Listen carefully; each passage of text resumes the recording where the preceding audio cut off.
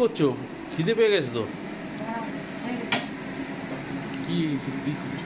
পেঁয়াজ কমলে ডাল হচ্ছে, আর হচ্ছে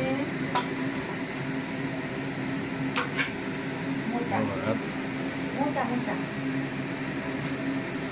এত ঠান্ডা পড়ে গেছে, এত ঠান্ডা পড়ে গেছে, টুপি টুপি করতে হচ্ছে, হ্যাঁ, টুপি পরে রান্না করতে হচ্ছে, এত ঠান্ডা। ও মা, ঠান্ডা লাগবে না?